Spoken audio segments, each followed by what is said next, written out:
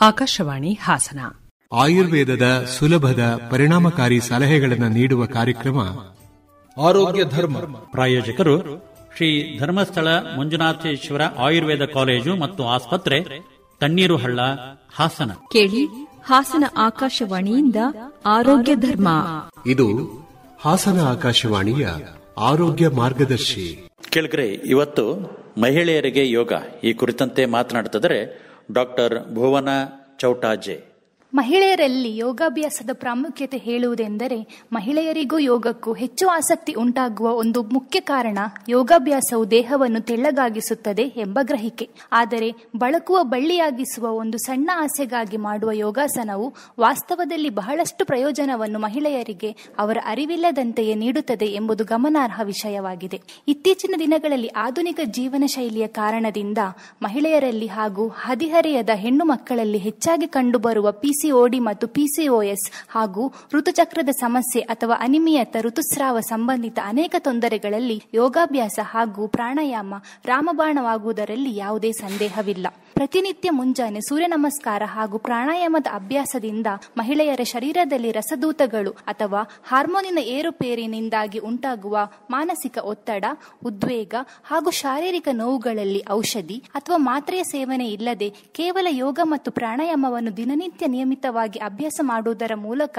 ಪರಿಹಾರ ಕಂಡುಕೊಳ್ಳಬಹುದು. ಮಧ್ಯವಯಸ್ಸಿನ ಮಹಿಳೆಯರಲ್ಲಿ ಹಾಗೂ ಋತುಚಕ್ರ ನಿಲ್ಲುವ ಸಮೀಪದ ವಯಸ್ಸಿನ ಮಹಿಳೆಯರಲ್ಲಿ ಕಂಡುಬರುವ ಗರ್ಭಕೋಶದ ದುರ್ಮಾಂಸ, ಅಂಡಾಶಯದ ಸಿಸ್ಟ್, ಸ್ನಾಯುಗಳ ದೌರ್ಬಲ್ಯದಿಂದ ಗರ್ಭಕೋಶ ಜೋತು ಬೀಳುವುದು, ಮಾಂಸಖಂಡಗಳ ಅತಿಯಾದ ನೋವು, ಮೂಳೆ ಸವೆತ, ವಿಪರೀತ ಆಯಾಸ ಮತ್ತು ಮುಖ್ಯವಾಗಿ ಮಾನಸಿಕ ಒತ್ತಡದ ಸಮರ್ಪಕ ನಿರ್ವಹಣೆಯಲ್ಲಿ, ಜೊತೆಗೆ ಪಟ್ಟಣದ ಜೀವನ ಶೈಲಿಯಲ್ಲಿ ಶಾರೀರಿಕವಾಗಿ ಸಾಕಷ್ಟು ವ್ಯಾಯಾಮದ ಕೊರತೆಯಿಂದ ಉಂಟಾಗುವ ಸ್ಥೂಲಕಾಯ ಅಥವಾ ಬೊಜ್ಜಿನ ಸಮಸ್ಯೆ ನಿರ್ವಹಣೆಯಲ್ಲಿ ಯೋಗಾಸನ ಮತ್ತು ಪ್ರಾಣಾಯಾಮ ಸಂಜೀವನಿ ಆಗುವುದರಲ್ಲಿ ಯಾವುದೇ ಸಂದೇಹವಿಲ್ಲ. ಇತ್ತೀಚಿನ ದಿನಗಳಲ್ಲಿ ಮಹಿಳೆಯರಲ್ಲಿ ಹೆಚ್ಚಾಗಿ ಕಂಡುಬರುವ ಗರ್ಭಾಶಯದ ಗೆಡ್ಡೆ, ಅಂಡಾಶಯದ ಸಿಸ್ಟ್, ಬಂಜೆತನ ನಿರ್ವಹಣೆಯಲ್ಲಿ ವಿವಿಧ ವೈದ್ಯ ಪದ್ಧತಿಯಲ್ಲಿ ಹಲವು ಚಿಕಿತ್ಸೆಗಳಿವೆ. ಆದರೆ ಎಲ್ಲ ಚಿಕಿತ್ಸೆಗಳಿಗೂ ಪೂರಕವಾಗಿ ಬೇಕಾಗಿರುವುದು ಬದಲಾದ ಉತ್ತಮ ಜೀವನ ಶೈಲಿ ಮತ್ತು ಒತ್ತಡದ ಸಮರ್ಪಕ ನಿರ್ವಹಣೆ. ಅದು ಯೋಗದ ಮೂಲಕ ಸಾಧ್ಯವಾಗುತ್ತದೆ. ಯೋಗಾಭ್ಯಾಸವನ್ನು ಮುಂಜಾನೆ ಅಥವಾ ಸಂಜೆ ಖಾಲಿ ಹೊಟ್ಟೆಯಲ್ಲಿ ಮಾಡುವುದು ಸೂಕ್ತ. ಯೋಗವು ಗುಣಪಡಿಸುವ ಚಿಕಿತ್ಸೆಯೂ ಹೌದು, ಅದೆಷ್ಟೋ ಶಾರೀರಿಕ ಹಾಗೂ ಮಾನಸಿಕ ಸಮಸ್ಯೆಗಳನ್ನು ತಡೆಯುವ ಸಾಧನವೂ ಹೌದು. ಯೋಗಾಭ್ಯಾಸವು ಶಾಸ್ತ್ರೀಯ ಪದ್ಧತಿಯೂ ಹೌದು, ಆಧುನಿಕ ವಿಜ್ಞಾನದ ಪ್ರಯೋಗಾಲಯದಲ್ಲಿ ಪ್ರಮಾಣೀಕೃತವಾದ ಚಿಕಿತ್ಸೆಯೂ ಹೌದು. ಯೋಗಾಭ್ಯಾಸವು ಹಾಗೂ ಪ್ರಾಣಾಯಾಮವು ಮಹಿಳೆಯರಲ್ಲಿ ಆತ್ಮವಿಶ್ವಾಸ ಮನೋಬಲವನ್ನು ಹೆಚ್ಚಿಸುತ್ತದೆ ಹಾಗೂ ರೋಗ ನಿರೋಧಕ ಶಕ್ತಿಯನ್ನು ಬಲಪಡಿಸುತ್ತದೆ. ಈ ಮೂಲಕ ಮಹಿಳೆಯರನ್ನು ಸದಾ ಆರೋಗ್ಯವಾಗಿ ಲವಲವಿಕೆಯಿಂದ ಇರಲು ಸಹಕರಿಸುತ್ತದೆ. ಧನ್ಯವಾದಗಳು. ಕೇಳಿದ್ರೆ, ಇದುವರೆಗೆ ಮಹಿಳೆಯರ ಕೆಲವು ಆರೋಗ್ಯದ ಸಮಸ್ಯೆಗಳಿಗೆ ಯೋಗ ಎಷ್ಟು ಪರಿಣಾಮಕಾರಿ ಅನ್ಕೊಂಡು ಹೇಳಿದವರು ಡಾಕ್ಟರ್ ಭುವನ ಚೌಟಾಜೆ. ಮಗು ಚೆನ್ನಾಗಿರ್ಬೇಕಾದ್ರೆ ಬಾಣಂತಿಯು ಕ್ಷೇಮವಾಗಿರಬೇಕು. ಈ ಒಂದು ಹಿನ್ನೆಲೆಯಲ್ಲಿ ಇವತ್ತು ಸಲಹೆಗಳನ್ನು ನೀಡುತ್ತಿದ್ದಾರೆ ಡಾಕ್ಟರ್ ಶೈಲಜಾ ಯು ರಾವ್ ಅವರು. ಮಗುವಿನ ಬೆಳವಣಿಗೆಯು ತಾಯಿಯ ಆಹಾರದಲ್ಲಿನ ಪೋಷಕಾಂಶಗಳ ಮೇಲೆ ಅವಲಂಬಿತವಾಗಿರುವುದರಿಂದ ಬಾಣಂತಿಯು ಸತ್ವಯುತವಾದಂಥ ಆಹಾರವನ್ನು ತೆಗೆದುಕೊಳ್ಳಬೇಕು. ಹೀಗೆ ಮಾಡುವುದರಿಂದ ಪೋಷಕಾಂಶಗಳು ಎದೆಹಾಲಿನ ಮೂಲಕ ಮಗುವಿಗೆ ಸರಬರಾಜಾಗುವುದು. ಹಾಗಾಗಿ ತಾಯಿಯು ಪ್ರತಿನಿತ್ಯ ತಾಜಾ ತರಕಾರಿ, ಹಣ್ಣು, ಹಾಲು, ಬೇಳೆಕಾಳುಗಳು, ಮೊಟ್ಟೆ ಇವುಗಳನ್ನು ಜಾಸ್ತಿ ಪ್ರಮಾಣದಲ್ಲಿ ಸೇವಿಸಬೇಕು. ಕನಿಷ್ಠ 1 ಲೀಟರ್ ಹಾಲಾದರೂ ಆಕೆ ಸೇವಿಸಬೇಕಾಗುತ್ತದೆ. ಹಾಲನ್ನು ಸೇವಿಸಿದಷ್ಟು ಆಕೆಯ ಎದೆ ಹಾಲಿನ ವೃದ್ಧಿಯಾಗುವುದು. ಬಿಸಿಯಾದ ಆಹಾರಗಳನ್ನ ಅವಳು ಉಪಯೋಗಿಸಿಕೊಳ್ಳಬೇಕಾಗತ್ತೆ. ಉಪಯೋಗಿಸುವಂತಹ ಆಹಾರದಲ್ಲಿ ಆಲೂಗಡ್ಡೆ ಮುಂತಾದದ್ದು, ದೊಡ್ಡ ದೊಡ್ಡ ಕಾಳುಗಳ ಬಳಕೆ, ಅವುಗಳನ್ನು ಆದಷ್ಟು ಕಡಿಮೆ ಬಳಸುವುದು ಉತ್ತಮ. ಅದನ್ನ ಉಪಯೋಗಿಸಿದಲ್ಲಿ ಮಗುವಿಗೆ ಹೊಟ್ಟೆ ಉಬ್ಬರ ಉಂಟಾಗಿ ಅತಿಯಾಗಿ ಅಳುವುದು ಅಥವಾ ಮೈ ಮುರಿಯುವುದು ಮುಂತಾದವುಗಳನ್ನು ನಾವು ನೋಡಬಹುದಾಗಿದೆ. ಹೊಟ್ಟೆ ಉಬ್ಬರ, ಶೀತವಾಗುವುದು ಮುಂತಾದ ತೊಂದರೆ ಆಗದಿರಲು ಪ್ರತಿನಿತ್ಯ ಆಕೆ ಬೆಳ್ಳುಳ್ಳಿ, ಶುಂಠಿ, ಹಿಂಗು ಇತ್ಯಾದಿಗಳನ್ನು ಬಳಸುವುದು ಈ ಸಮಸ್ಯೆಗಳಿಂದ ದೂರವಾಗಲಿಕ್ಕೆ ಅನುಕೂಲ ಮಾಡಿಕೊಡುತ್ತದೆ. ಹಾಗೆಯೇ ಆಗಾಗ ಅಜ್ವಾಯಿನ ಅಥವಾ ಓಂ ಕಾಳಿನ ನೀರಿನ ಜೊತೆ ಕುಡಿಸಿ ಕುದಿಯುವುದರಿಂದ ಕೂಡ ಮಗುವಿಗೆ ಹೊಟ್ಟೆಯುಬ್ಬರ, ಶೀತ ಆಗುವುದನ್ನ ತಡೆಯಬಹುದು. ಬಾಣಂತಿ ದಶಮೂಲ ಅರಿಷ್ಟ ಕುಡಿಯುವುದರಿಂದ ಅವಳ ಗರ್ಭಾಶಯ ಸುಸ್ಥಿತಿಗೆ ಮರಳಲು ಹಾಗೂ ಶೇಖರಿಸಲ್ಪಟ್ಟಂತಹ ಕೊಬ್ಬನ್ನು ನಿವಾರಣೆ ಮಾಡಲು ಕೂಡ ಅನುಕೂಲ ಮಾಡಿಕೊಡುತ್ತದೆ. ಮಗುವಿಗೆ ಶೀತವಾಗದಂತೆ ಕೂಡ ನೋಡಿಕೊಳ್ಳಲು ಅನುಕೂಲ ಆಗುತ್ತದೆ. ಕಷಾಯವೆಂದರೆ ಒಂದು 50 ml ನಷ್ಟು 2 ಬಾರಿ ಕುಡಿಯಬೇಕು. ದಶಮೂಲ ಅರಿಷ್ಟ ಕುಡಿಯುವುದಾದರೆ 3 ಚಮಚ ನೀರು ಸೇರಿಸಿ 2 ಬಾರಿ ತೆಗೆದುಕೊಳ್ಳಬೇಕು. ಶತಾವರಿ ಲೇಹ ಅಥವಾ ಶತಾವರಿ ಚೂರ್ಣ ಹಾಲಿನೊಂದಿಗೆ 5 ರಿಂದ 10 ಗ್ರಾಂನಷ್ಟು ಕುದಿಸಿ ಕುಡಿಯುವುದರಿಂದ ಕೂಡ ತಾಯಿಯ ಹಾಲಿನ ವೃದ್ಧಿಯಾಗುತ್ತೆ, ಹಾಗೆ ಹಾಲಿನ ಗುಣಮಟ್ಟ ಕೂಡ ವೃದ್ಧಿಯಾಗುತ್ತೆ. ಮಗುವಿನ ರೋಗ ನಿರೋಧಕ ಶಕ್ತಿ ಕೂಡ ಜಾಸ್ತಿ ಆಗುವುದು.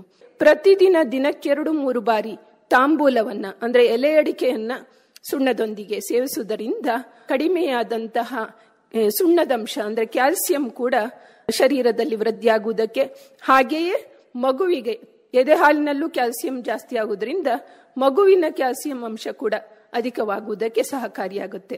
ಕೇಳಿದ್ರೆ ಎಷ್ಟೊಂದು ವಿಷಯಗಳಿದಾವಲ್ವಾ. ಬಾಣಂತಿ ಚೆನ್ನಾಗಿದ್ರೆ ಮಗುನು ಉತ್ತಮವಾಗಿರುತ್ತೆ, ಲವಲವಿಕೆಯಿಂದ ಅದು ಬೆಳೀತಾ ಇರುತ್ತೆ. ಇಬ್ಬರ ಆರೋಗ್ಯನ ಕಾಪಾಡಿಕೊಳ್ಳೋ ನಿಟ್ಟಿನಲ್ಲಿ ಪೋಷಕರು ಸಹ ಗಮನ ಹರಿಸ್ತಾ ಇರಬೇಕು. ಸಂಬಂಧಪಟ್ಟ ಪಕ್ಕದವರು ಇದರಲ್ಲ, ಅವರ ಜವಾಬ್ದಾರಿನೂ ಇದೆ ಅಲ್ವಾ. ಈ ಕುರಿತಂತೆ ಇವತ್ತು ಸಲಹೆಗಳನ್ನು ನೀಡಿದವರು ಡಾಕ್ಟರ್ ಶೈಲಜಾ ಯು ರಾವ್ ಅವರು. ಮಳೆಗಾಲದಲ್ಲಿ ಆಹಾರ ಈ ಕುರಿತಂತೆ ಇವತ್ತು ಮಾತಾಡ್ತಿದ್ದಾರೆ, ಸಲಹೆಗಳನ್ನ ಕೊಡ್ತಿದ್ದಾರೆ ಡಾಕ್ಟರ್ ನಾಗರಾಜ್ ಕಾಮತ್ ಅವರು.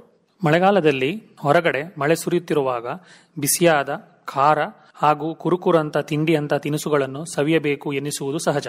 ಆದರೆ ಹೊರಗಡೆ ಸಿಗುವ ಇಂತಹ ಆಹಾರಗಳು ನಮ್ಮ ಆರೋಗ್ಯವನ್ನು ಕೆಡಿಸಬಹುದು. ಮಳೆಗಾಲದಲ್ಲಿ ಸೋಂಕಿನ ಕಾರಣದಿಂದ ಶೀತ, ನೆಗಡಿಯಂತಹ ಸಮಸ್ಯೆಗಳು ಕಾಣುವುದು ಕೂಡ ಸಹಜ. ಈ ಕಾರಣಕ್ಕೆ ಈ ಋತುಮಾನದಲ್ಲಿ ಬೇಯಿಸಿದ ತಾಜಾ ಆಹಾರ, ಸಮತೋಲಿತ ಆಹಾರ ಹಾಗೂ ಸರಳವಾಗಿ ಜೀರ್ಣವಾಗಲು ನೆರವಾಗುವಂತಹ ಆಹಾರ ಸೇವನೆಯತ್ತ ಹೆಚ್ಚು ಗಮನ ಹರಿಸಬೇಕು. ಈ ಋತುಮಾನದಲ್ಲಿ ಸಿಗುವ ತರಕಾರಿ ಹಾಗೂ ಹಣ್ಣುಗಳನ್ನು ಹೆಚ್ಚಾಗಿ ಸೇವಿಸಬೇಕು. ಮಳೆಗಾಲ ಸಂತೋಷ ತರುವ ಜೊತೆಗೂ ಸವಾಲಿಗೂ ಕಾರಣವಾಗುತ್ತದೆ. ಈ ಋತುವಿನಲ್ಲಿ ಹಲವು ರೀತಿಯ ಸಮಸ್ಯೆಗಳು, ಜ್ವರ, ಉಸಿರಾಟದ ಸೋಂಕು, ಹೊಟ್ಟೆಯ ಸೋಂಕುನಂತಹ ಸಮಸ್ಯೆಗಳು ಕಾಣುವುದು ಸಹಜ. ಮಳೆಗಾಲದಲ್ಲಿ ಸೂಪ್ ಕುಡಿಯುವುದನ್ನ ಮರೆಯಬಾರದು, ಯಾಕಂದರೆ ಇದು ಜೀರ್ಣಕ್ರಿಯೆಯನ್ನು ಸುಧಾರಿಸುತ್ತದೆ. ಅರಸಿನ ಮತ್ತು ಶುಂಠಿ ನಂಜು ನಿರೋಧಕಗಳು. ಇವು ಉರಿಯೂತ ವಿರೋಧ ಅಂಶಗಳನ್ನು ಹೊಂದಿರುತ್ತದೆ. ಆಂಟಿ ಆಕ್ಸಿಡೆಂಟ್ ಅಂಶಗಳು ಇದರಲ್ಲಿ ಸಮೃದ್ಧವಾಗಿ ಇದೆ. ಇವುಗಳನ್ನು ನಿಮ್ಮ ಆಹಾರದಲ್ಲಿ ಸೇರಿಸಬೇಕು. ಮಳೆ ಬರುವಾಗ ಮಸಾಲಾ ಟೀ ಅಥವಾ ಚಹಾ ಕುಡಿಯುವುದು ಉತ್ತಮ. ಇದರಲ್ಲಿ ಶುಂಠಿ ಹಾಗೂ ಏಲಕ್ಕಿ ಸೇರಿಸುವುದು ಇವು ರಕ್ತದ ಒತ್ತಡವನ್ನು ನಿವಾರಣೆಗೂ ಸಹ ಸಹಾಯ ಮಾಡುತ್ತದೆ. ಮಳೆಗಾಲದಲ್ಲಿ ದೇಹದಲ್ಲಿ ರಕ್ತದೊತ್ತಡವನ್ನು ನಿಯಂತ್ರಿಸಲು ಉಪ್ಪಿನಾಂಶವನ್ನು ಕಡಿಮೆ ಸೇವಿಸಬೇಕು. ಮಳೆಗಾಲದಲ್ಲಿ ಹೆಚ್ಚಿದ ಉಪ್ಪಿನಾಂಶ ಹಲವು ಆರೋಗ್ಯ ಸಮಸ್ಯೆಗಳನ್ನು ತಂದುಕೊಡಬಹುದು. ಶುದ್ಧ ನೀರು ಕುಡಿಯಲು ಆದ್ಯತೆಯನ್ನು ನೀಡಬೇಕು. ಮಳೆಗಾಲದಲ್ಲಿ ಮಾಂಸದ ಆಹಾರ ಸೇವನೆಗೆ ಕಡಿವಾಣ ಹಾಕಿದರೆ ಒಳ್ಳೆಯದು. ಗಿಡಮೂಲಿಕೆಗಳೊಂದಿಗೆ ಶುಂಠಿ, ತುಳಸಿ, ದಾಲ್ಚೀನಿ, ಮೆಣಸು, ಏಲಕ್ಕಿ, ಲವಂಗ ಸೇರಿಸಿ ನೀರು ಅಥವಾ ಕಷಾಯವನ್ನು ಕುಡಿಯಬೇಕು. ಇದು ರೋಗ ನಿರೋಧಕ ಮಟ್ಟವನ್ನು ಹೆಚ್ಚಿಸಲು ಸಹಾಯ ಮಾಡುತ್ತದೆ. ಮಳೆಗಾಲದಲ್ಲಿ ತರಕಾರಿ ಸೂಪುಗಳನ್ನು ತಯಾರಿಸಿ ಕುಡಿಯುವುದರಿಂದ ದೇಹಕ್ಕೆ ಹೇಳಿ ಮಾಡಿಸಿದಂತಹ ಮದ್ದು. ಫ್ಲೂ ವೈರಸ್ನಂತಹ ಸೋಂಕುಗಳನ್ನು ದೇಹವನ್ನು ಬಾಧಿಸುವುದರಿಂದ ಇದು ತಡೆಗಟ್ಟುತ್ತದೆ. ಇದು ಮಳೆಗಾಲದಲ್ಲಿ ಮನಸ್ಸು ದೇಹಕ್ಕೆ ಹಿತಕರವಾಗಿ ಇರುತ್ತದೆ. ಮಳೆಗಾಲದಲ್ಲಿ ಕಾರ್ನ್ ಬಿಸಿ ಬಿಸಿಯಾಗಿ ಬೇಯಿಸಿಕೊಂಡು ತಿನ್ನಬಹುದು. ನಿಮಗೆ ಬೇಕಾದ ಹಾಗೆ ಇದಕ್ಕೆ ಬೆಣ್ಣೆ, ಬೆಳ್ಳುಳ್ಳಿ, ನಿಂಬೆಹಣ್ಣಿನ ಫ್ಲೇವರ್ ಸೇರಿಸಿ ಸೇವಿಸಬಹುದು. ಇದು ಹಲವರ ನೆಚ್ಚಿನ ಆಹಾರ ಮಾತ್ರವಲ್ಲ, ಇದು ಸುಲಭವಾಗಿ ಜೀರ್ಣವಾಗಲು ಸಹಾಯ ಮಾಡುತ್ತದೆ. ಮಳೆಗಾಲದಲ್ಲಿ ವಾತಾವರಣಕ್ಕೆ ಹಾಗಲಕಾಯಿ, ಸೋರೆಕಾಯಿ, ಹೀರೆಕಾಯಿ, ಕುಂಬಳಕಾಯಿಯಂತಹ ತರಕಾರಿಗಳ ಸೇವನೆಗೆ ಹೆಚ್ಚು ಒತ್ತು ನೀಡಬೇಕು. ಇವು ಮಳೆಗಾಲದ ಡಯಟಿಗೆ ಹೇಳಿ ಮಾಡಿಸಿದಂಥವು. ಮಳೆಗಾಲದಲ್ಲಿ ಸಾಕಷ್ಟು ಬಿಸಿ ನೀರನ್ನು ಸೇವನೆ ಮಾಡಬೇಕು.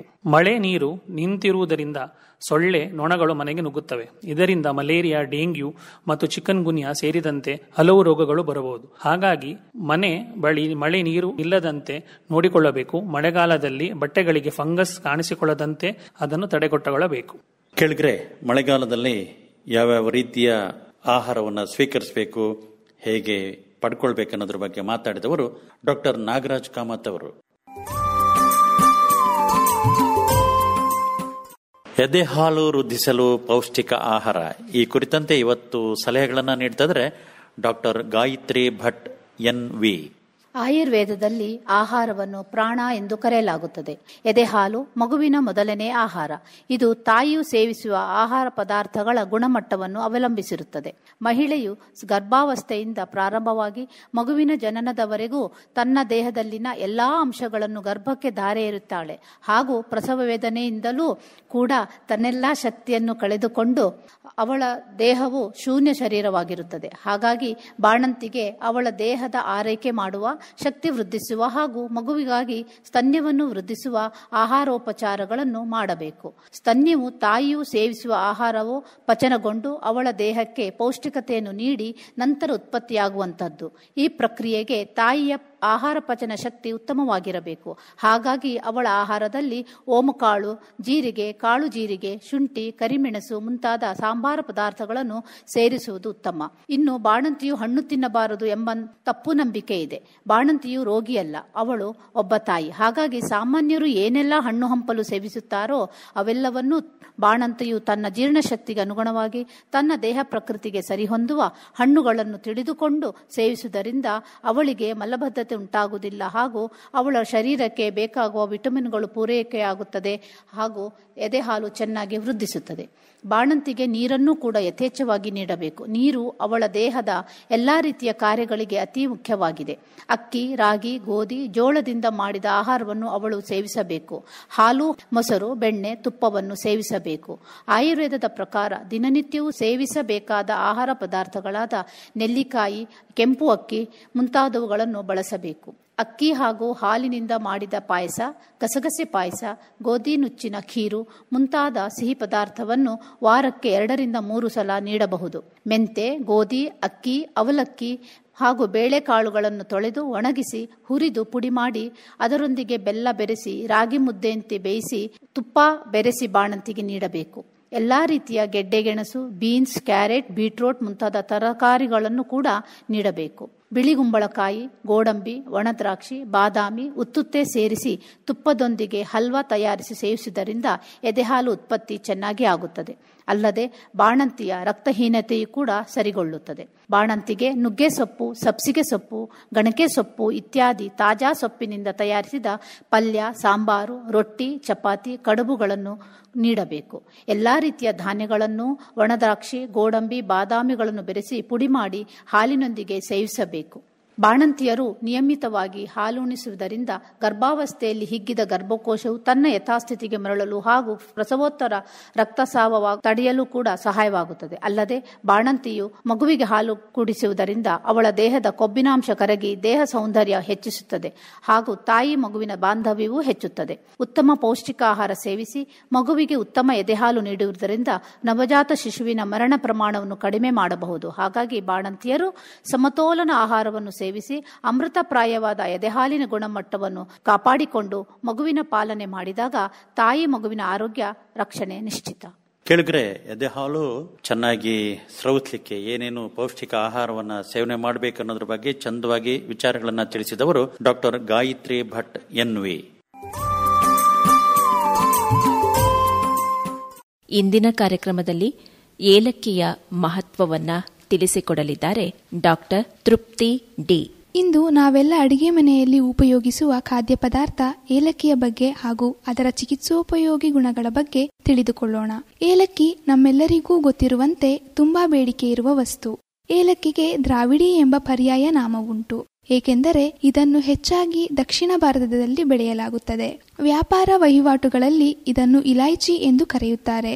ಮನೆಯಲ್ಲಿ ಸಾಂಬಾರು ಪದಾರ್ಥಗಳ ತಯಾರಿಕೆಯಲ್ಲಿ ಇದರ ಉಪಸ್ಥಿತಿ ಅತಿ ಮುಖ್ಯ. ಆಯುರ್ವೇದದಲ್ಲಿ ಏಲಕ್ಕಿಗೆ ಎಲ್ಲಿಲ್ಲದ ಮನ್ನಣೆ. ಆಯುರ್ವೇದದ ಶ್ರೇಷ್ಠ ಗ್ರಂಥಗಳಾದ ಚರಕ ಸಂಹಿತೆ, ಸುಶ್ರುತ ಸಂಹಿತೆಯಲ್ಲಿ ಇದರ ಉಲ್ಲೇಖವಿದೆ.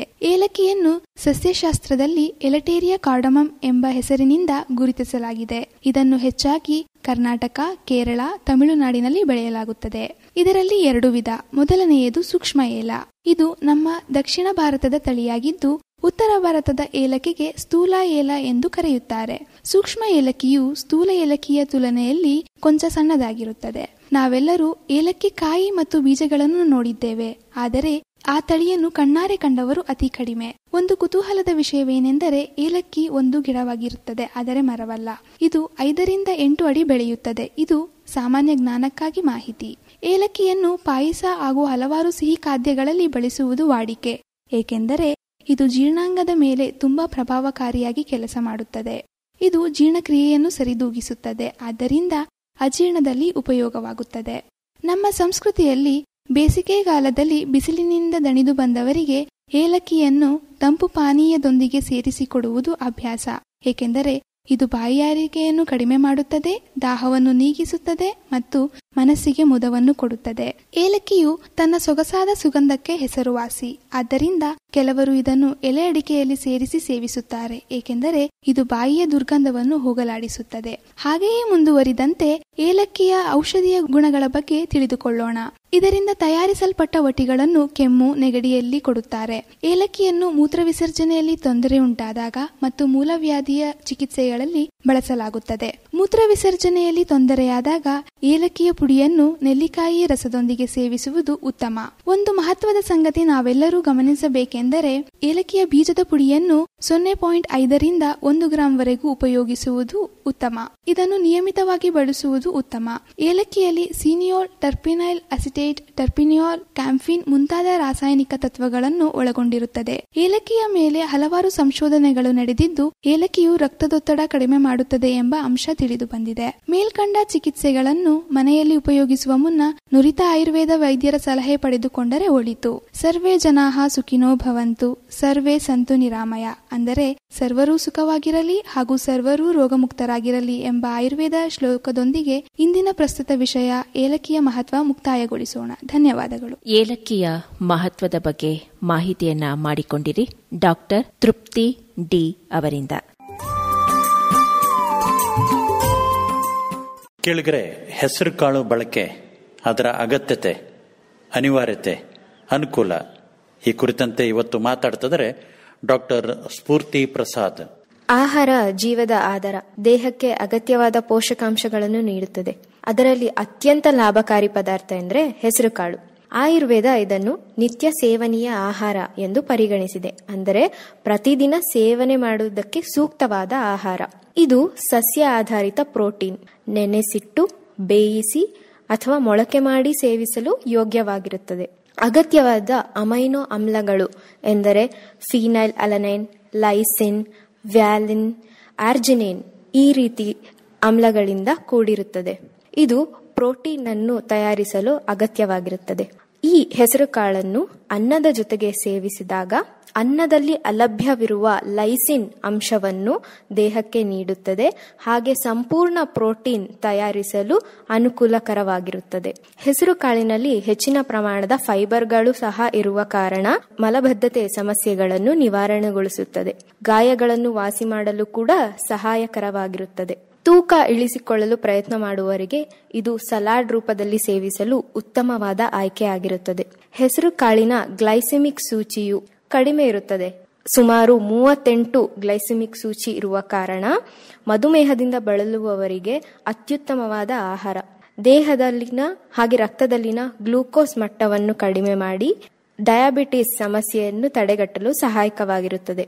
ಹೆಸರು ಕಾಳಿನಲ್ಲಿ ಪೆಕ್ಟಿನ್ ಎಂಬ ಅಂಶವಿರುವ ಕಾರಣ ಕರಳು ಮತ್ತು ಜೀರ್ಣಾಂಗಗಳ ಮೂಲಕ ಸುಲಭವಾಗಿ ಚಲಿಸಿ ಜೀರ್ಣಕ್ರಿಯೆಗೆ ಸರಳವಾಗಿರುತ್ತದೆ. ಹಾಗೆಯೇ ಅಧಿಕ ರಕ್ತದೊತ್ತಡದ ಸಮಸ್ಯೆಯನ್ನು ಕಡಿಮೆ ಮಾಡುತ್ತದೆ, ಏಕೆಂದರೆ ಇದರಲ್ಲಿ ಪೊಟ್ಯಾಷಿಯಂ, ಮೆಗ್ನೀಷಿಯಂ ಅಂಶಗಳು ಇರುತ್ತವೆ. ಗರ್ಭಿಣಿ ಮಹಿಳೆಯರಿಗೆ ಉತ್ತಮವಾದ ಆಹಾರ, ಏಕೆಂದರೆ ಫೋಲೇಟ್ ಎಂಬ ಅಂಶದಿಂದ ಕೂಡಿರುವ ಕಾರಣ ಭ್ರೂಣದ ಬೆಳವಣಿಗೆಗೆ ಸಹಾಯಕವಾಗಿರುತ್ತದೆ. ಇಷ್ಟು ಮಾತ್ರವಲ್ಲದೆ ಬೇಸಿಗೆ ಸಮಯದಲ್ಲಿ ಹೀಟ್ ಸ್ಟ್ರೋಕ್ ಸಂಭವಿಸುವುದನ್ನು ತಡೆಗಟ್ಟುತ್ತದೆ, ಏಕೆಂದರೆ ಇದು ಶೀತ ಗುಣ ಹೊಂದಿರುವ ಕಾರಣ ದೇಹದ ಶಾಖವನ್ನು ಕಡಿಮೆ ಮಾಡುತ್ತದೆ.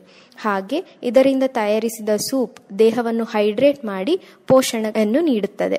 ಹೆಸರು ಕಾಳನ್ನು ಆಂಟಿ ಆಕ್ಸಿಡೆಂಟ್ ಎಂದು ಸಹ ಪರಿಗಣಿಸಬಹುದು, ಏಕೆಂದರೆ ಮಾರಕವಾದ ಸ್ವತಂತ್ರ ರ್ಯಾಡಿಕಲ್ಗಳಿಂದ ದೇಹದ ಕೋಶಗಳನ್ನು ಹಾನಿಗೆ ಒಳಗಾಗದಂತೆ ರಕ್ಷಣೆ ಮಾಡುತ್ತದೆ. ಫೈಟೋ ಈಸ್ಟ್ರೋಜನ್ ಎಂದು ಹೆಸರು ಕಾಳನ್ನು ಪರಿಗಣಿಸಲಾಗುತ್ತದೆ, ಏಕೆಂದರೆ ಹೆಣ್ಣು ಮಕ್ಕಳಿಗೆ ಅಗತ್ಯವಿರುವ ಈಸ್ಟ್ರೋಜನ್ ಹಾರ್ಮೋನ್ ಅನ್ನು ನೀಡಿ ಇದರಿಂದ ದೇಹಕ್ಕೆ ಸಂಭವಿಸುವ PCOD ಮುಟ್ಟಿನ ಸಮಸ್ಯೆಗಳಲ್ಲಿ ಲಾಭಕಾರಿಯಾಗಿರುತ್ತದೆ. ಹೀಗಾಗಿ ಹೆಸರು ಕಾಳನ್ನು ಸಲಾಡ್, ಸೂಪ್, ದಾಲ್, ದೋಸೆ, ಪಲ್ಯ, ಪೊಂಗಲ್, ಕಿಚಡಿ ಈ ಬಗೆಯಾದ ಅಡಿಗೆಗಳಲ್ಲಿ ತಯಾರಿಸಿ ಪ್ರತಿದಿನ ಊಟದಲ್ಲಿ ಸೇವಿಸುವುದು ಪ್ರಯೋಜನಕಾರಿ. ಎಷ್ಟೊಂದು ಅನುಕೂಲಗಳಿದೆ ನೋಡಿ, ಎಷ್ಟೊಂದು ಪ್ರಯೋಜನಗಳನ್ನು ಹೆಸರು ಕಾಳು ಹೊಂದಿದೆ ಅನ್ನೋದನ್ನ ಇಲ್ಲಿವರೆಗೂ ತಿಳಿಸಿದವರು ಡಾಕ್ಟರ್ ಸ್ಫೂರ್ತಿ ಪ್ರಸಾದ್.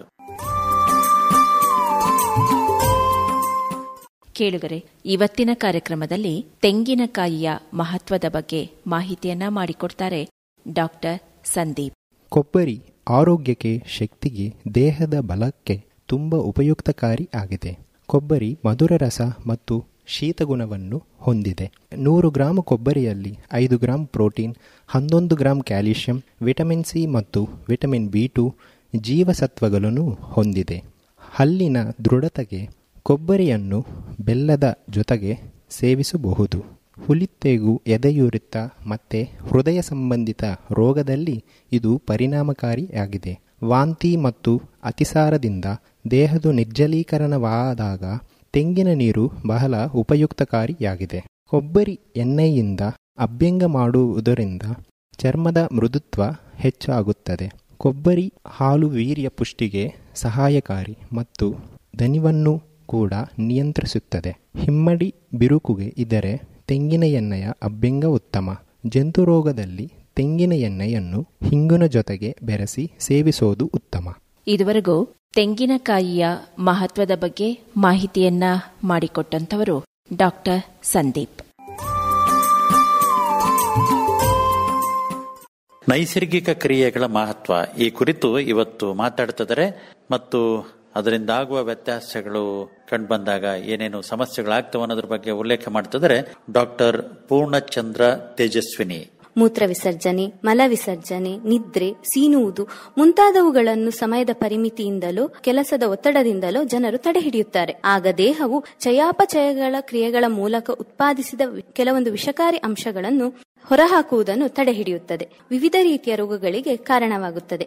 ಇದೇ ಅಭ್ಯಾಸವಾಗಿ ಮುಂದುವರೆದಲ್ಲಿ ನಮ್ಮ ದೇಹವು ನೈಸರ್ಗಿಕ ಕ್ರಿಯೆಗಳ ಅವರೋಧಕ್ಕೆ ಒಗ್ಗಿಕೊಂಡು ವಿಷಕಾರಿ ಮಲಗಳನ್ನು ಹೊರಹಾಕುವುದನ್ನು ಕ್ರಮೇಣ ಕಡಿಮೆ ಮಾಡುತ್ತದೆ. ಅದರಿಂದ ದೇಹವು ವಿಷ ಸಂಗ್ರಹವಾಗಿ ಕಿಡ್ನಿ ತೊಂದರೆ, ಉಸಿರಾಟದ ಸಮಸ್ಯೆ, ಯಕೃತ್ ವೈಫಲ್ಯ, ಕೊನೆಗೆ ಮರಣಕ್ಕೂ ಸಹ ಕಾರಣವಾಗಬಹುದು. ಆಯುರ್ವೇದದ ಪ್ರಕಾರ 13 ಬಗೆಯ ನೈಸರ್ಗಿಕ ಕ್ರಿಯೆಗಳನ್ನು ನಿರೋಧಿಸಬಾರದು ಎಂದು ಆಚಾರ್ಯರು ಹೇಳಿದ್ದಾರೆ. ಕೆಲಸದ ಒತ್ತಡದಿಂದಲೋ ಸಮಯದ ಪರಿಮಿತಿಯಿಂದಲೋ ಗೃಹಿಣಿಯರಾಗಿ ಪ್ರತಿಯೊಬ್ಬರು ಇಂದಿನ ದಿನಮಾನದಲ್ಲಿ ಮೂತ್ರ ಮಲಗಳನ್ನು ಸರಿಯಾದ ಕಾಲಕ್ಕೆ ವಿಸರ್ಜಿಸದೆ ಅದನ್ನು ತಡೆಹಿಡಿಯುವುದು ಸರ್ವೇ ಸಾಮಾನ್ಯವಾಗಿದೆ. ಇದರಿಂದಾಗಿ ಮಲಬದ್ಧತೆ, ಮೂತ್ರಕೋಶದಲ್ಲಿ ನೋವು, ಉದರಶೂಲ, ವಾಂತಿ, ಮೊಡವೆ, ಮುದ್ದಣ ಮೊದಲಾದ ಚರ್ಮದ ಕಾಯಿಲೆಗಳು ಸಹ ಬರುತ್ತವೆ.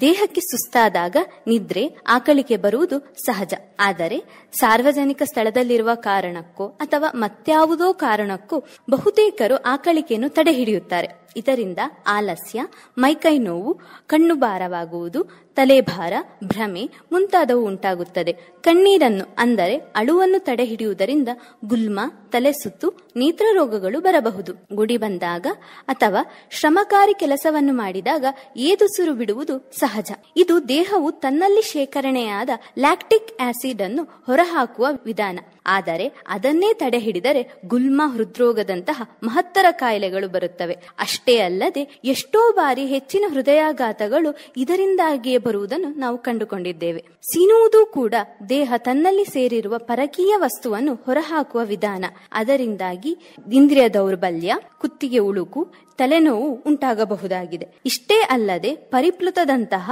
ಹಲವಾರು ಸ್ತ್ರೀರೋಗಗಳಿಗೆ ಎಡೆಮಾಡಿಕೊಡುತ್ತದೆ ಸೀನನ್ನು ತಡೆಹಿಡಿಯುವುದು. ದೇಹದಲ್ಲಿ ನೀರಿನ ಕೊರತೆ ಉಂಟಾದಾಗ ಅದು ಬಾಯಾರಿಕೆಯ ಮೂಲಕ ವ್ಯಕ್ತಪಡಿಸುತ್ತದೆ. ಆದರೆ ಅದನ್ನೇ ನಿರ್ಲಕ್ಷಿಸಿದರೆ ದೇಹದ ನೋವು, ಮೈಕೈ ನೋವು, ಮೂರ್ಛೆ ಹೋಗುವುದು, ಸುಸ್ತು ಉಂಟಾಗುತ್ತದೆ. ಇದೇ ದೀರ್ಘಕಾಲವಾಗಿ ಮುಂದುವರೆದಲ್ಲಿ ಕಿವುಡು, ಹೃದಯ ಶೂಲ ಕೂಡ ಉಂಟಾಗಬಹುದು. ಹಾಗೆಯೇ ಹಸಿವು ಕೂಡ ದೇಹದ ಒಂದು ಪ್ರತಿಕ್ರಿಯೆ. ಕೆಲಸದ ಮಧ್ಯೆ ಬಿಡುವಿಲ್ಲದ ಕಾರಣದಿಂದಾಗಿಯೂ ಹಸಿವನ್ನು ತಡೆ ಹಿಡಿದಾಗ ಹೊಟ್ಟೆ ನೋವು, ತಲೆ ಸುತ್ತು, ಕಣ್ಣು ಕತ್ತಲೆ ಬರುವುದು, ಅರುಚಿ, ಭ್ರಮೆ, ಸುಸ್ತು ಮೊದಲಾದವು ಶುರುವಾಗುತ್ತದೆ.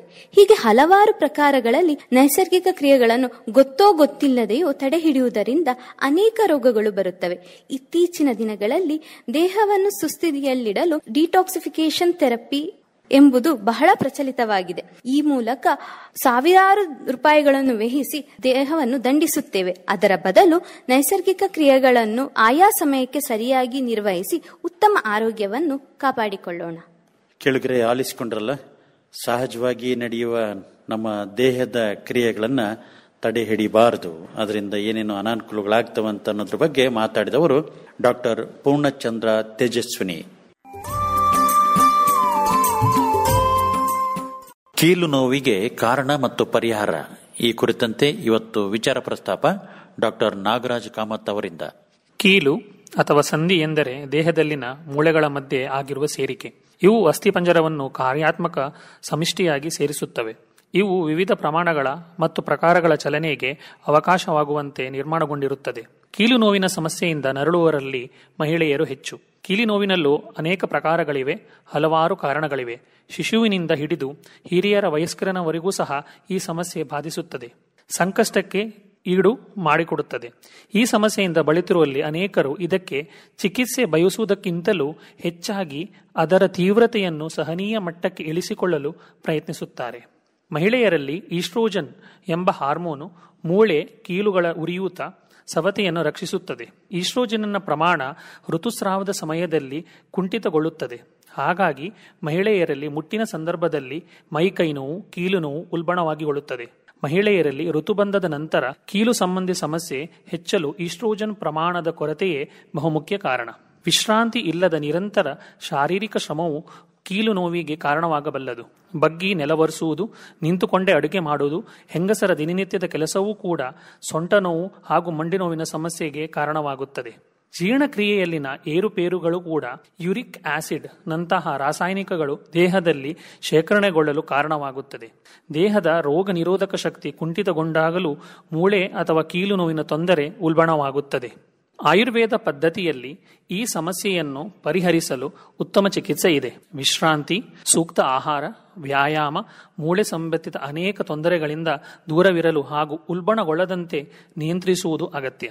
ಆಯುರ್ವೇದದಲ್ಲಿ ಪಂಚಕರ್ಮ ಮತ್ತು ಔಷಧಿ ಉತ್ತಮವಾದ ಪರಿಹಾರ ನೀಡಬಲ್ಲದು. ಇವತ್ತಿನ ದಿನಗಳಲ್ಲಿ ಬಹುತೇಕ ಕಾಯಿಲೆಗಳು ಜೀವನ ಶೈಲಿಯಿಂದಲೇ ಪ್ರಾರಂಭವಾಗುತ್ತದೆ. ಅದರಲ್ಲಿ ಕೀಲು ನೋವು ಕೂಡ ಒಂದು. ಒಬ್ಬ ಆರೋಗ್ಯವಂತ ಮನುಷ್ಯನ ಸುಮ್ಮನೆ ಕೂರುವಂತಿಲ್ಲ. ಸೂರ್ಯೋದಯದಿಂದ ಸೂರ್ಯಾಸ್ತದವರೆಗೂ ದೈಹಿಕ ಚಟುವಟಿಕೆಗಳೆಲ್ಲ ಕೆಲಸದಲ್ಲಿ ತನ್ನನ್ನು ತಾನು ತೊಡಗಿಸಿಕೊಳ್ಳಬೇಕು. ಕೀಲು ನೋವಿಗೆ ಸಿಟ್ರಸ್ ಹಣ್ಣುಗಳು ತುಂಬಾ ಪ್ರಯೋಜನಕಾರಿ. ವಿಟಮಿನ್ ಸಿ ಹೆಚ್ಚಾಗಿರುವ ನಿಂಬೆ ಮತ್ತು ಕಿತ್ತಳೆಯಂತಹ ಹಣ್ಣುಗಳು ಸೇವಿಸುವುದರಿಂದ ಕೀಲು ನೋವು ಕಡಿಮೆ ಆಗುತ್ತದೆ. ಇದಲ್ಲದೆ ಈ ಹಣ್ಣುಗಳು ನಮ್ಮ ರೋಗ ನಿರೋಧಕ ಶಕ್ತಿಯನ್ನು ಬಲಪಡಿಸುತ್ತದೆ. ಶುಂಠಿ ಆರೋಗ್ಯಕ್ಕೆ ಪ್ರಯೋಜನಕಾರಿ ಎಂದು ನಮಗೆ ತಿಳಿದೇ ಇದೆ. ಶುಂಠಿ ಸೇವನೆಯಿಂದ ಶೀತ, ವಾಯು ಕಡಿಮೆಯಾಗುತ್ತದೆ. ಶುಂಠಿಯಲ್ಲಿ ಜಿಂಜರಾಲ್ ಎಂಬ ಅಂಶವಿದೆ. ಇದು ಕೀಲು ನೋವನ್ನು ಹೊರತುಪಡಿಸಿ ಸ್ನಾಯುವಿನ ಒತ್ತಡವನ್ನು ಕಡಿಮೆ ಮಾಡಲು ಸಹ ಸಹಾಯ ಮಾಡುತ್ತದೆ. ಇದರ ರಸವನ್ನು ಪ್ರತಿದಿನ ಸೇವಿಸುವುದರಿಂದ ನೋವು ನಿವಾರಣೆಯಾಗುತ್ತದೆ. ವೈದ್ಯರ ಸಲಹೆ ಪಡೆದು ಶುಂಠಿ ಎಣ್ಣೆಯಿಂದ ಮೊಣಕಾಲು ಮತ್ತು ಸೊಂಟದ ಬಾಧಿತ ಭಾಗವನ್ನು ಮಸಾಜ್ ಮಾಡುವುದರಿಂದ ನೋವು ನಿವಾರಣೆಯಾಗುತ್ತದೆ. ತಜ್ಞರ ಪ್ರಕಾರ ಈರುಳ್ಳಿ ಮತ್ತು ಬೆಳ್ಳುಳ್ಳಿ ಸೇವನೆಯಿಂದಲೂ ಕೀಲು ನೋವು ನಿವಾರಣೆಯಾಗುತ್ತದೆ. ಅವುಗಳಲ್ಲಿ ಅಂಶಗಳು ಕೀಲು ನೋವಿಗೆ ಪ್ರಯೋಜನಕಾರಿ. ಕೇಳಿದ್ರೆ ನೋಡಿ, ಕೀಲು ನೋವು ಹೇಗೆ ಬರುತ್ತೆ, ನಮ್ಮ ಜೀವನ ಶೈಲಿ ವ್ಯತ್ಯಾಸ ಆದಾಗ ನೋವುಗಳು ಎಲ್ಲೆಲ್ಲೋ ಕಾಣಿಸ್ಕೊಳ್ತವೆ. ಪರಿಹಾರಕ್ಕೆ ಅವಕಾಶಗಳಿದವಂತ ಅನ್ಕೊಂಡು ತಿಳಿ ಹೇಳಿದವರು ಡಾಕ್ಟರ್ ನಾಗರಾಜ್ ಕಾಮತ್ ಅವರು. ಕೇಳುಗರೆ, ಇವತ್ತಿನ ಕಾರ್ಯಕ್ರಮದಲ್ಲಿ ಆರೋಗ್ಯದಲ್ಲಿ ಕಾಳು ಮೆಣಸಿನ ಮಹತ್ವದ ಬಗ್ಗೆ ಮಾಹಿತಿಯನ್ನ ಮಾಡಿಕೊಡ್ತಾರೆ ಡಾಕ್ಟರ್ ಕೃಷ್ಣಾನಂದ. ನಮಸ್ತೆ ಕೇಳುವರೆ. ಮಸಾಲೆಗಳ ರಾಜ, ಕಪ್ಪು ಚಿನ್ನ ಎಂದು ಕರೆಯಲ್ಪಡುವಂತಹ ಕಾಳು ಮೆಣಸಿನ ಮಹತ್ವವನ್ನು ಈ ದಿನ ನಾವು ತಿಳಿಯೋಣ. ಬ್ಲಾಕ್ ಪೆಪ್ಪರ್ ಅಥವಾ ವೈಜ್ಞಾನಿಕವಾಗಿ ಪೈಪರ್ ನೈಗ್ರಮ್ ಎಂದು ಕರೆಯಲ್ಪಡುವ ಕಾಳು ಮೆಣಸು ಆಹಾರ ಪದ್ಧತಿಯಲ್ಲಿ ಪ್ರಮುಖ ಸ್ಥಾನವನ್ನು ಹೊಂದಿದೆ. ಅದಲ್ಲದೆ ಆಯುರ್ವೇದ ವೈದ್ಯಕೀಯ ಶೈಲಿಯಲ್ಲಿ ಕಾಳು ಮೆಣಸಿನ ಪಾತ್ರ ಅಗ್ರಗಣ್ಯವಾದದ್ದು. ಆಯುರ್ವೇದದ ಋಷಿಮುನಿಗಳ ಪ್ರಕಾರ ತ್ರಿಕಟು ಅಂದರೆ 3 ಸರ್ವಶ್ರೇಷ್ಠವಾದ ಕಟು ಪದಾರ್ಥ ಅಥವಾ ಖಾರವಾದಂತಹ ಪದಾರ್ಥಗಳಲ್ಲಿ ಕಾಳುಮೆಣಸು ಕೂಡ ಒಂದು. ಕಾಳುಮೆಣಸು ಉಷ್ಣ ಹಾಗೂ ತೀಕ್ಷ್ಣ ಗುಣಗಳನ್ನು ಹೊಂದಿದ್ದು ರುಚಿಯಲ್ಲಿ ಖಾರ. ಆದುದರಿಂದ ವಾತ ಹಾಗೂ ಕಫ ದೋಷಗಳಿಂದ ಬರುವಂತಹ ಕಾಯಿಲೆಯಲ್ಲಿ ಕಾಳುಮೆಣಸಿನ ಪಾತ್ರ ಅಪಾರವಾಗಿದೆ. ಪ್ರತಿಯೊಬ್ಬರ ಮನೆಯ ಅಡುಗೆ ಕೋಣೆಯಲ್ಲಿ ಸದಾಕಾಲ ಲಭ್ಯವಿರುವಂತಹ ಕಾಳುಮೆಣಸಿನ ಔಷಧೀಯ ಅಂಶಗಳ ಕುರಿತು ತಿಳಿದುಕೊಳ್ಳೋಣ. ನಮ್ಮ ಮಲೆನಾಡಿನ ಸರ್ವೇ ಸಾಮಾನ್ಯವಾದ ಕಾಯಿಲೆಗಳೆಂದರೆ ಕೆಮ್ಮು, ನೆಗಡಿ, ಜ್ವರ. ಇಂತಹ ಪರಿಸ್ಥಿತಿಯಲ್ಲಿ ಅಂದರೆ ಕಫಭರಿತ ಕೆಮ್ಮು ಹಾಗೂ ನೆಗಡಿಯಲ್ಲಿ ಕಾಳುಮೆಣಸನ್ನು ಪುಡಿ ಮಾಡಿ ಜೇನುತುಪ್ಪ, ತುಪ್ಪ ಅಥವಾ ಕಲ್ಲು ಸಕ್ಕರೆಯೊಂದಿಗೆ ಪ್ರತಿದಿನ 2 ಬಾರಿ ಅರ್ಧ ಚಮಚ ಪ್ರಮಾಣದಲ್ಲಿ ಸೇವಿಸುವುದರಿಂದ ಉತ್ತಮ ಪರಿಣಾಮ ದೊರೆಯುತ್ತದೆ. ಅಷ್ಟೇ ಅಲ್ಲದೆ ಹದ ಪುಡಿ ಮಾಡಿದ ಕಾಳುಮೆಣಸು 1 ಚಮಚ, ಅರ್ಧ ಅಚ್ಚು ಬೆಲ್ಲ, 4 ಲೋಟ ನೀರಿನೊಂದಿಗೆ ಕುದಿಸಿ ತಯಾರಿಸಿದಂತಹ ಕಷಾಯ ಮಳೆಗಾಲದಲ್ಲಿ ಬರುವಂತಹ ಕೆಮ್ಮು, ನೆಗಡಿ ಮತ್ತು ಜ್ವರದಂತಹ ಕಾಯಿಲೆಗಳಿಗೆ ರಾಮಬಾಣ. ತೀಕ್ಷ್ಣ ಹಾಗೂ ಉಷ್ಣ ಗುಣಗಳನ್ನು ಹೊಂದಿರುವಂತಹ ಕಾಳುಮೆಣಸು ಹೊಟ್ಟೆ ಹಸಿವಿಲ್ಲದಿರುವುದು, ಅಜೀರ್ಣ ಮುಂತಾದ ಪರಿಸ್ಥಿತಿಯಲ್ಲೂ ಉತ್ತಮ ಪರಿಣಾಮವನ್ನು ಬೀರುತ್ತದೆ. ಇನ್ನು ಸಣ್ಣ ಮಕ್ಕಳಲ್ಲಿ ಸಾಮಾನ್ಯವಾಗಿ ಕಂಡುಬರುವಂತಹ ಧೂಳಿನ ಅಲರ್ಜಿ, ನೆಗಡಿ, ಸೀನು ಇತ್ಯಾದಿಗಳಿಗೆ ಚಿಟಿಕೆ ಕಾಳುಮೆಣಸು, ಚಿಟಿಕೆ ಅರಿಶಿನ ಹಾಗೂ ಕಲ್ಲು ಸಕ್ಕರೆಯನ್ನು ಹಾಲಿನಲ್ಲಿ ಬೆರೆಸಿಕೊಡುವುದರಿಂದ ಈ ಕಾಯಿಲೆಗಳಿಂದ ಮುಕ್ತಿ ಪಡೆಯಬಹುದು. ಅಷ್ಟೇ ಅಲ್ಲದೆ ಇದರಿಂದ ತಯಾರಾದ ಎಣ್ಣೆಯನ್ನು ಎಕ್ಸಿಮಾ ಮುಂತಾದ ಚರ್ಮ ರೋಗಗಳಲ್ಲಿ ಬಳಸಲಾಗುತ್ತದೆ. ಈಗ ನಾವು ಯಾರೆಲ್ಲ ಕಾಳುಮೆಣಸನ್ನು ಉಪಯೋಗಿಸಬಾರದು ಅಥವಾ ಸೂಕ್ತವಾದ ಸಲಹೆಯಿಂದ ಉಪಯೋಗಿಸಬೇಕು ಎಂದು ತಿಳಿಯೋಣ. ಬಾಯು ಹುಣ್ಣು, ಅನ್ನನಾಳದ ಹುಣ್ಣು, ಸ್ಟಮಕ್ ಅಲ್ಸರ್ ಅಥವಾ ಉಷ್ಣ ಹಾಗೂ ಪಿತ್ತ ಪ್ರಧಾನ ದೇಹ ಪ್ರಕೃತಿಯನ್ನು ಹೊಂದಿರುವವರು ಕಾಳುಮೆಣಸಿನ ಬಳಕೆಯನ್ನು ಹಿತಮಿತವಾಗಿ ಮಾಡಬೇಕು. ಹೀಗಾಗಿ ಹಿತಮಿತವಾದ ಕಾಳುಮೆಣಸಿನ ಬಳಕೆ ಆರೋಗ್ಯಕ್ಕೆ ಆಹ್ಲಾದಕರ ಎಂದು ಹೇಳುತ್ತಾ ಈ ದಿನದ ಸಂಚಿಕೆಯನ್ನು ಮುಗಿಸೋಣ. ಇದುವರೆಗೂ ಆರೋಗ್ಯದಲ್ಲಿ ಕಾಳುಮೆಣಸಿನ ಮಹತ್ವದ ಬಗ್ಗೆ ತಿಳಿಸಿಕೊಟ್ಟವರು ಡಾಕ್ಟರ್ ಕೃಷ್ಣಾನಂದ. ಇದುವರೆಗೆ ಆಯುರ್ವೇದದ ಸುಲಭದ ಪರಿಣಾಮಕಾರಿ ಸಲಹೆಗಳನ್ನು ನೀಡುವ ಕಾರ್ಯಕ್ರಮ ಆರೋಗ್ಯ ಧರ್ಮ ಮೂಡಿಬಂತು. ಕಾರ್ಯಕ್ರಮದ ನಿರ್ಮಾಣ ವಿಜಯ್ ಅಂಗಡಿ. ಕಾರ್ಯಕ್ರಮವನ್ನು ಪ್ರಾಯೋಜಿಸಿದವರು ಶ್ರೀ ಧರ್ಮಸ್ಥಳ ಮಂಜುನಾಥೇಶ್ವರ ಆಯುರ್ವೇದ ಕಾಲೇಜು ಮತ್ತು ಆಸ್ಪತ್ರೆ, ತಣ್ಣೀರು ಹಳ್ಳ, ಹಾಸನ. ಇದು ಹಾಸನ ಆಕಾಶವಾಣಿಯ ಆರೋಗ್ಯ ಮಾರ್ಗದರ್ಶಿ.